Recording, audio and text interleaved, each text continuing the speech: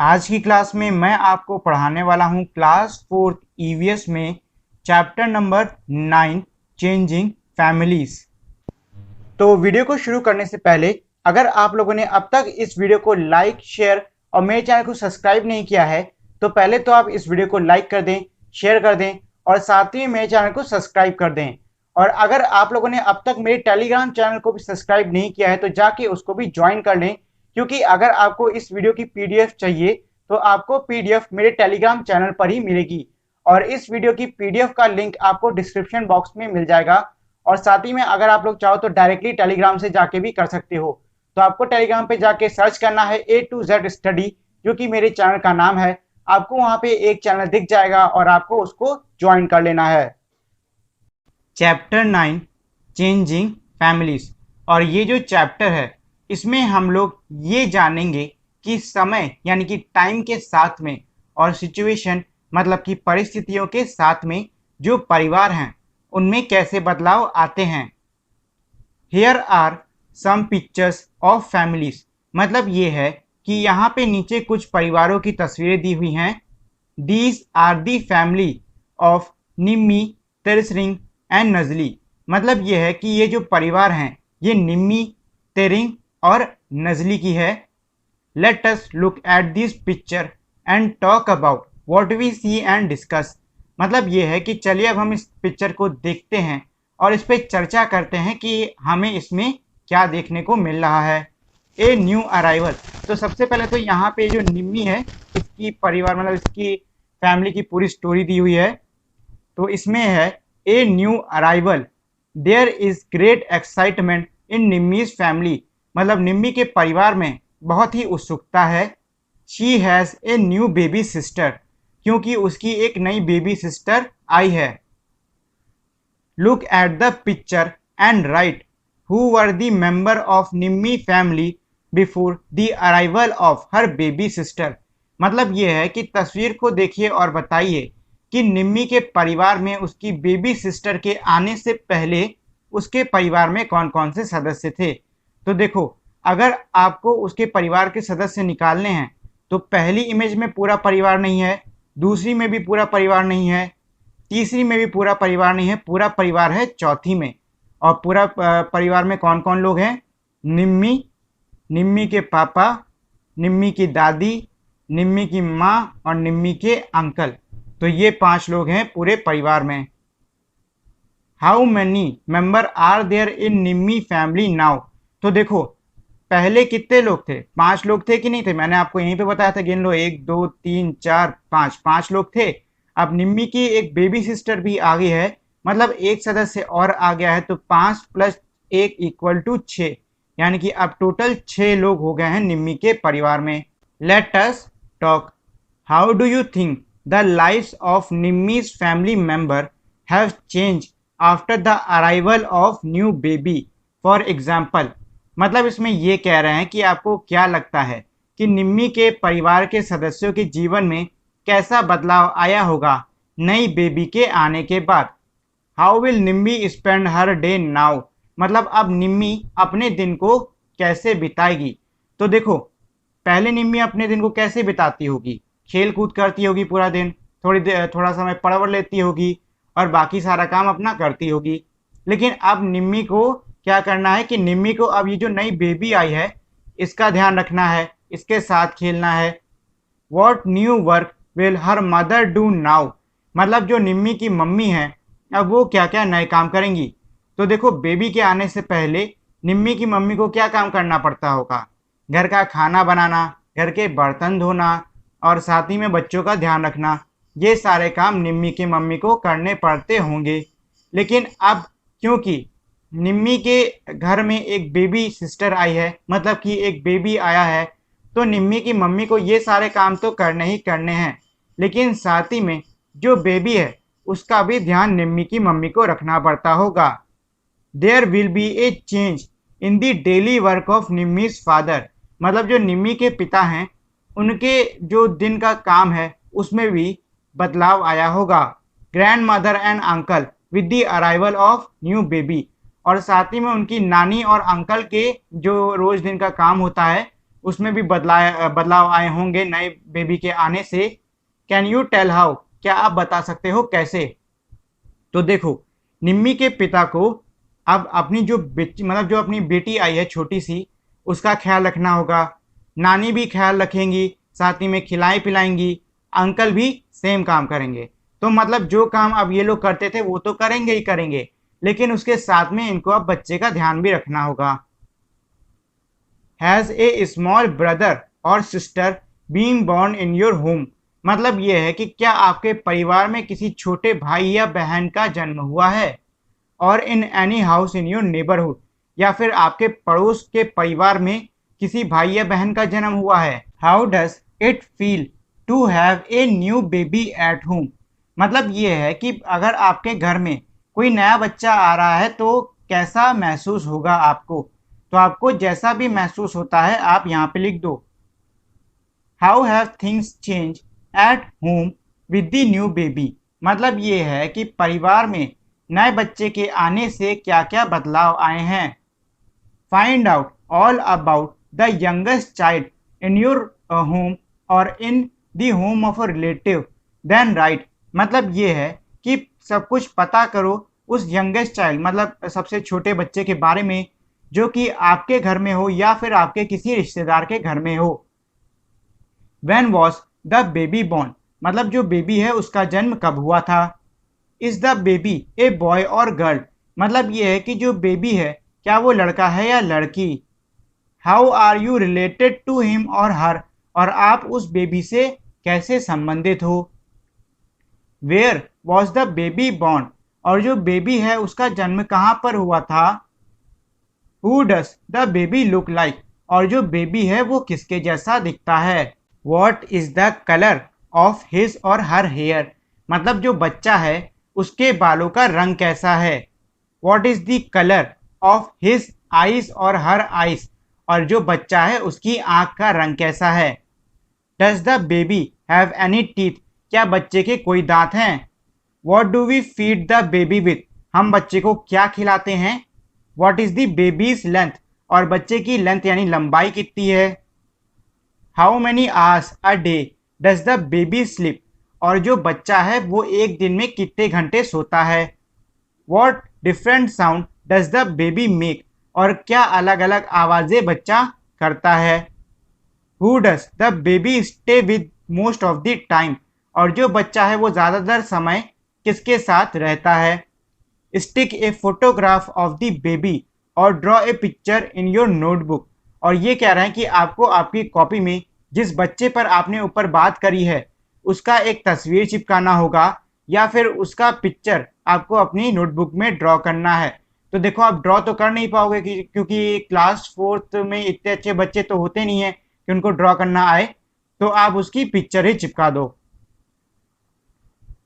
New place, अब देखो हमने ऊपर निम्मी के परिवार के बारे में पढ़ा था, ठीक है। अब यहाँ पे तसरिंग के परिवार के बारे में हम आगे पढ़ेंगे।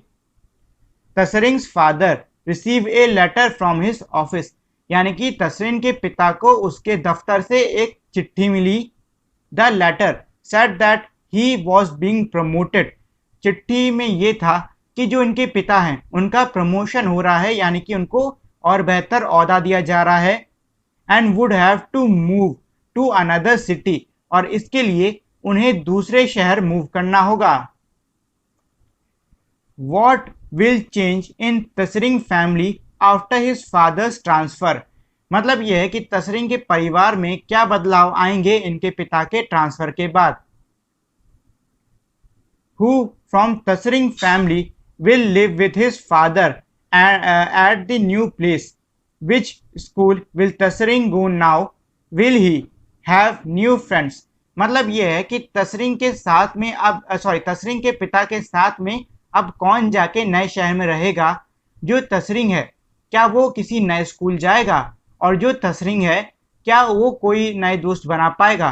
तो देखो तसरिंग के साथ में कौन जा रहा है, इसके लिए ये जो चौथी इमेज है इसको ध्यान से देखो। तो इसमें आप क्या देख रहे हो, इनके दादा दादी यहाँ खड़े होकर बाय बाय कर रहे हैं कि नहीं कर रहे हैं। और यहाँ स्टेशन पे कौन कौन लोग जा रहे हैं, तसरिंग जा रहा है, उसके पापा जा रहे हैं और उसकी मम्मी जा रही हैं। तो ये 3 लोग जा रहे हैं। तो यहाँ पे आप लिख दो कि Tsering and Tsering's mother will live with Tsering's father. मतलब यह है कि तसरिंग और तसरिंग की माँ तसरिंग के पिता के साथ में रहेंगी। Now Tsering will go to new school in the new city. अब सीधी सी बात है, अगर तसरिंग नए शहर में जाके रह रहा है तो वो नए स्कूल में जाएगा कि नहीं जाएगा जो कि नई सिटी में है। Yes, he will have new friend, और हाँ उसके नए दोस्त भी बनेंगे। Has anybody in your family moved to new place because of work. मतलब यह है कि क्या आपके परिवार में ऐसा कोई सदस्य है जो कि काम के सिलसिले में नई जगह पर चला गया हो रहने के लिए। What do you feel about this change.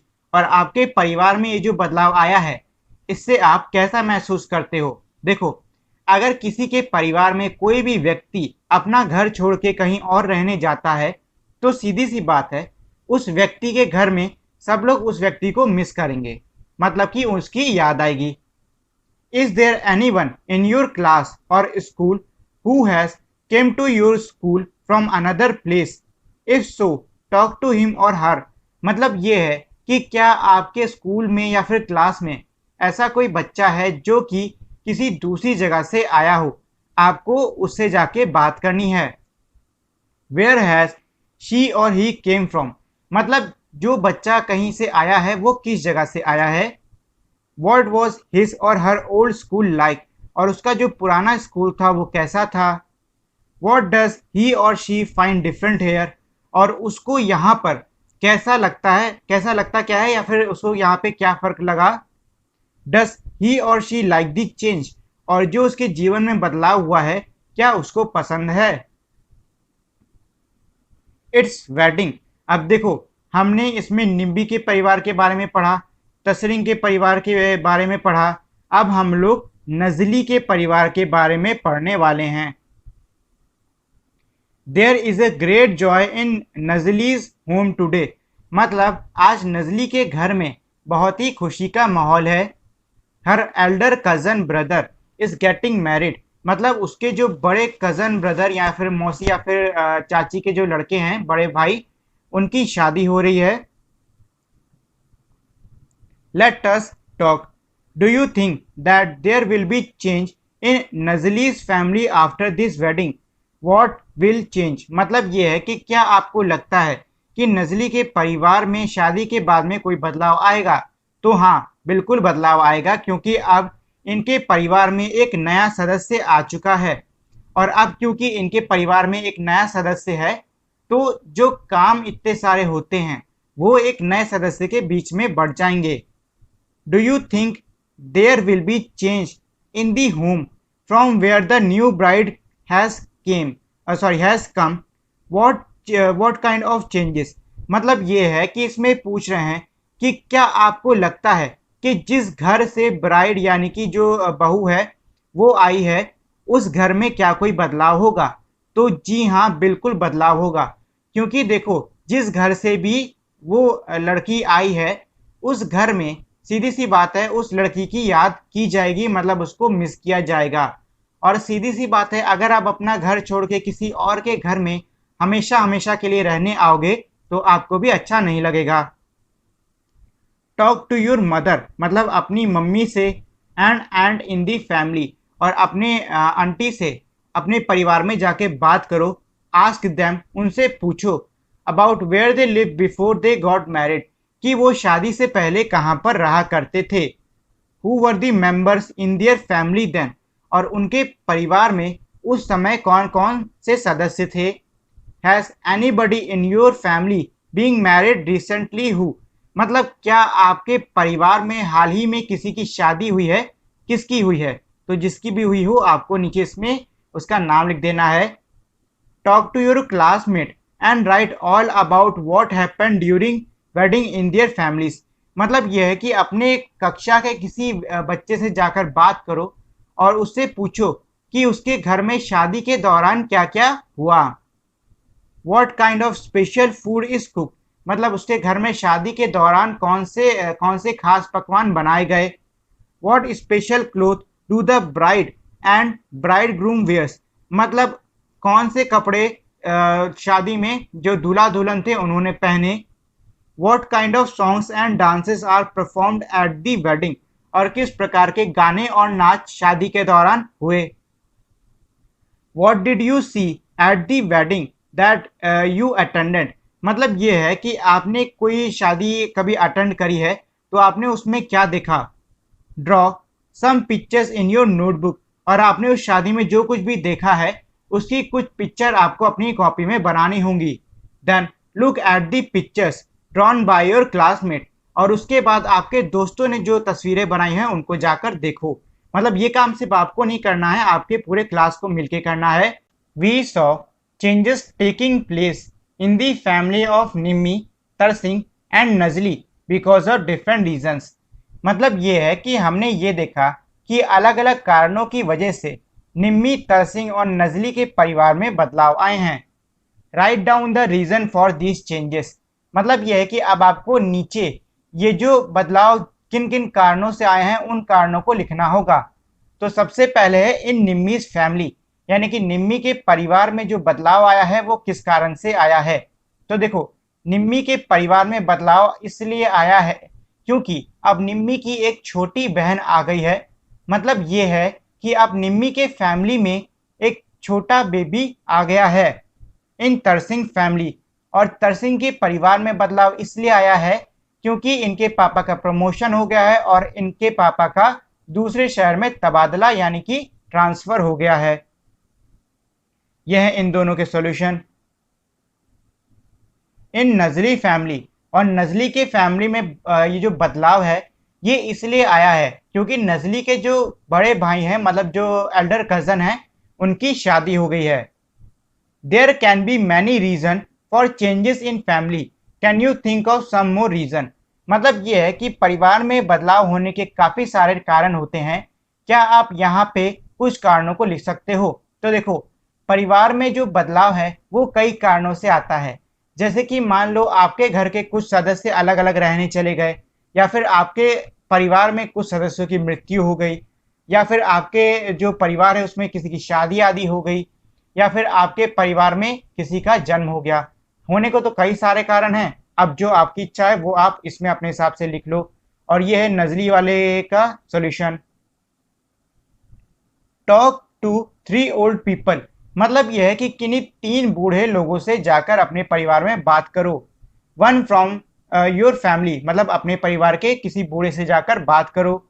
One from your friends family, and one from a family in your neighbourhood, मतलब ये है कि आपको किन्हीं 3 बूढ़े लोगों से बात करना है, और वो 3 बूढ़े लोग एक आपके परिवार से होगा, एक आपके दोस्त के परिवार से होगा, और एक आपके पड़ोस के परिवार से होना चाहिए। Ask them these question and fill in the table, और उनसे नीचे दिए हुए ये जो सवाल हैं ये पूछो और ये जो टेबल है उसको भरो। तो पहला सवाल है, since how many years has your family been staying here, मतलब जाके तीनों बूढ़े लोगों से ये पूछो कि आपका जो परिवार है वो कितने समय से यहाँ पर रुका हुआ है। तो जो आपके परिवार का टाइम हो वो यहाँ लिख दो, जो आपके दोस्त के परिवार का टाइम है उसको यहाँ लिख दो, और जो आपके पड़ोस के परिवार का टाइम है उसको यहाँ लिख दो। Where did your family live before coming here, मतलब आपका परिवार यहाँ आने से पहले कहाँ रहता है, तो जिस जगह पे भी रहता हो उसको आप यहाँ लिख दो। How many members are there in your family today, मतलब कि आपके परिवार में आज के समय कितने सदस्य हैं। तो इसका देखो, इसके लिए आपको किसी बड़े बुजुर्ग से पूछने की जरूरत नहीं, इसका जवाब तो आप खुद से भी लिख सकते हो, तो जो भी जवाब हो उसको यहाँ पे लिख दो। How many members were there in your family at 10 year ago, यानी कि 10 साल पहले आपके परिवार में कितने सदस्य थे, तो जितने भी सदस्य हों उनको यहाँ पे लिख दो। What were the reasons for the changes in your family in the late 10 years, मतलब ये है कि आपके परिवार में बदलाव आने के, मतलब पिछले 10 साल में बदलाव आने के क्या क्या कारण हैं, तो जो भी कारण हो उनको यहाँ पर लिख दो। How do you feel about all of these changes, और उन तीनों लोगों से, मतलब तीनों बूढ़ों से ये पूछो कि ये जो बदलाव हुए हैं इनके बारे में आप कैसा महसूस करते हो। तो वो जैसा भी महसूस करते हो, हैप्पी, सैड और न्यूट्रल, तो वो सब यहाँ पे लिख दो। What problems do you face with the changes in technology. अब तीनों बूढ़े लोगों से एक सवाल ये पूछो कि जो टेक्नोलॉजी में, यानी कि हमारे जो है नहीं कि नया फ़ोन आ गया है, अब आप इंटरनेट चलाओ, स्मार्ट टीवी हो गया है, इन सब में जो बदलाव आया है उस पर ये जो बूढ़े लोग हैं वो कैसा महसूस करते हैं या फिर उनको क्या परेशानियों का सामना करना पड़ता है। My family yesterday today tomorrow, all families change in some way or the other because of different reasons। मतलब यह है कि सभी परिवारों में बदलाव आता है कुछ ना कुछ कारण की वजह से। Has your family change too, क्या आपके परिवार में भी बदलाव आया है। When your grandmother and grandfather were children like you, जब आपके दादा दादी या फिर नाना नानी आपकी तरह बच्चे थे। Was your family just like is it today, क्या आपका परिवार भी तब भी ऐसा ही था जैसा अब है। तो सीधी सी बात है, तब ऐसा कैसे हो सकता है। उस टाइम नाना नानी और दादा दादी जब बच्चे थे तो इनके मम्मी पापा होंगे, इनका पूरा परिवार होगा। लेकिन आज के टाइम में अब ये लोग खुद दादा दादी और नाना नानी हो चुके हैं, इनका परिवार थोड़ा अलग है और अब ये लोग काफ़ी बूढ़े हो चुके हैं। तो सीधी सी बात है, बदलाव तो काफ़ी सारे आए हैं। Do you remember the picture of Sita मास family tree which we saw in class 3।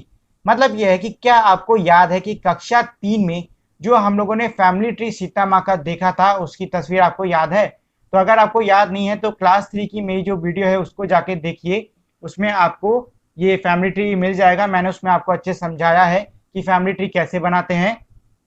You had also drawn a family tree of your own family, मतलब यह है कि आपने भी अपने परिवार का एक फैमिली ट्री बनाया है। Let us again draw the family tree of last year in your notebook, चलो हम एक बार फिर से जो आखिरी साल का फैमिली ट्री था उसको अपनी कॉपी में बनाते हैं।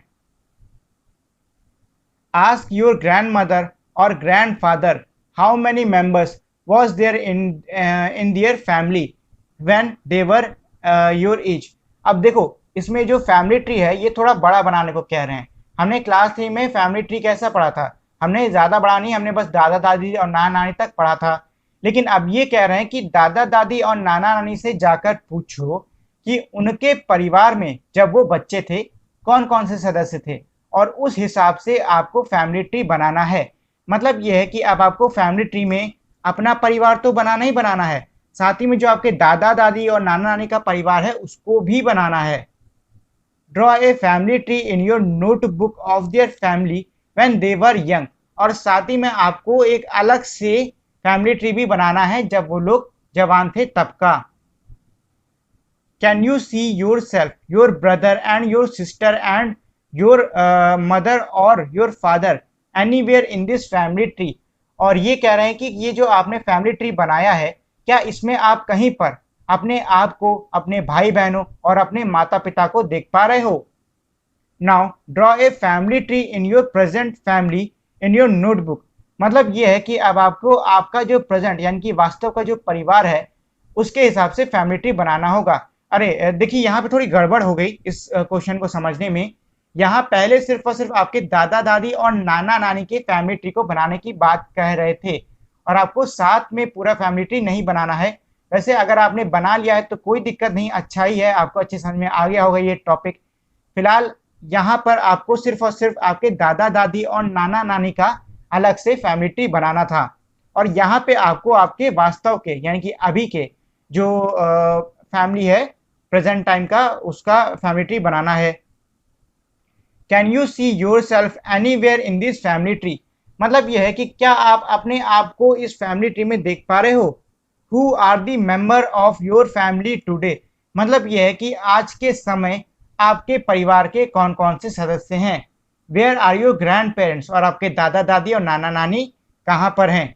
Let us talk, can you tell in what way the family tree of your grandmother और grandfather in their childhood is different from your family tree today, मतलब यह है कि क्या आप बता सकते हो कि किस रूप से, मतलब किस प्रकार से आपके दादा दादी या फिर दादा नाना नानी का जो फैमिली ट्री है वो आपके अभी के फैमिली ट्री से अलग है।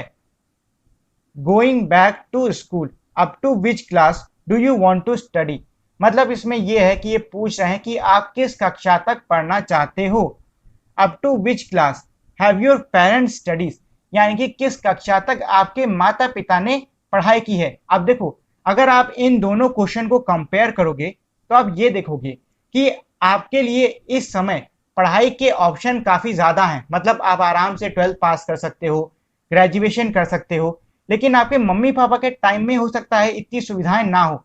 मतलब ये है कि हो सकता है तब उनको ग्रेजुएशन और आगे की पढ़ाई करने नहीं दिया जाता हो। Till which class did your grandmother get chance to study, और अब ये इसमें कह रहे हैं कि किस कक्षा तक आपकी नानी को या फिर दादी को पढ़ने का मौका मिला। अब देखो, अगर आप इन तीनों क्वेश्चन को कंपेयर करोगे तो आपको बहुत बड़ा फर्क नजर आएगा। फर्क ऐसा नजर आएगा कि आप अभी के टाइम देखोगे कि आपको पढ़ने का मौका ज़्यादा दिया जा रहा है, माता पिता के टाइम में देखोगे तो आप देखो कि पढ़ने का मौका मिला था लेकिन कम मिला था, या फिर हो सकता है मिला ही नहीं हो। और फिर अगर आप ग्रैंड मदर के टाइम पे देखोगे तो आपको सबसे बड़ा बदलाव ग्रैंड मदर के टाइम पे ही देखने को मिलेगा। क्योंकि देखो, ग्रैंड मदर है मतलब काफ़ी बूढ़ी हैं, काफ़ी पुराने टाइम की हैं, और उस टाइम पे लड़कियों का स्कूल जाना उतना फेवर नहीं किया जाता था। मतलब यह है कि उस टाइम पे लड़कियों को उतना ज़्यादा स्कूल नहीं जाने दिया जाता था। At what age did your grandmother get married, मतलब यह है कि किस उम्र पर आपकी जो ग्रैंड मदर यानी कि जो आपकी नानी या फिर दादी हैं उनकी शादी हुई थी। तो जिस उम्र पर भी उनकी शादी हुई हो वो एज यहाँ पर लिख दो। Have you heard of a law that talk about the age before which girls and boy must not get married, मतलब यह है कि क्या आपने ऐसे किसी कानून के बारे में सुना है जो कि लड़का लड़की की शादी की उम्र के बारे में बात करता है। तो ये है हमारा prohibition of child marriage act, और इस एक्ट के तहत लड़की की उम्र कम से कम 18 साल और लड़के की उम्र कम से कम 21 साल होनी चाहिए, तभी वो लोग बालिग कहलाएंगे, मतलब तभी उन लोग की शादी हो सकती है।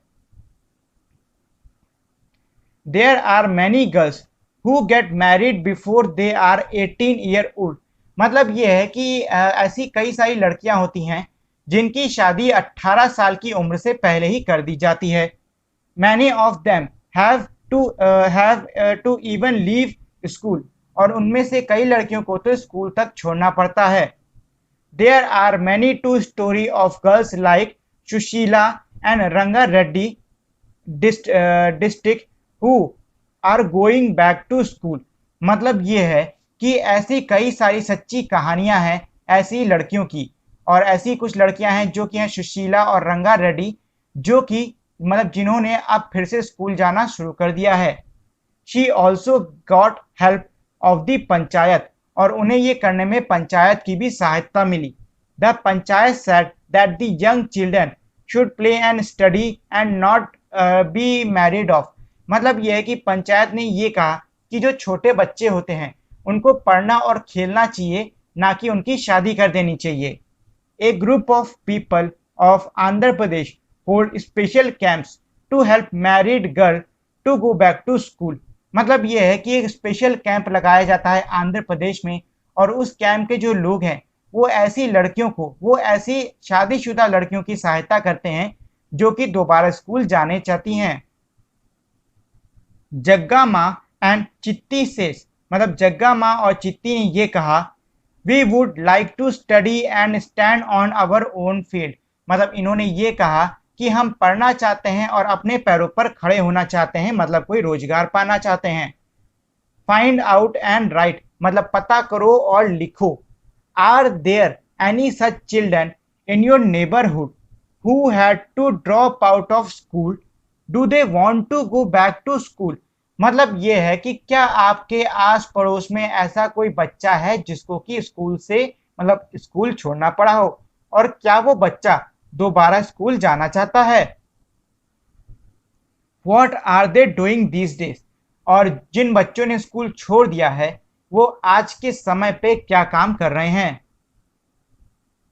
Has anybody in your family got married recently who, मतलब ये है कि क्या आपके परिवार में हाल ही में किसी की शादी हुई है, किसकी हुई है।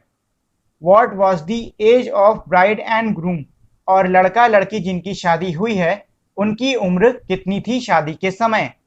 वॉट काइंड ऑफ ड्रेसेस दे वोर, और किस प्रकार के कपड़े उन्होंने पहने हैं, तो पहले ऊपर लिखा है ब्राइड यानी कि दुल्हन ने कैसे कपड़े पहने हैं, और फिर है ग्रूम यानी कि दूल्हे ने कैसे कपड़े पहने हैं।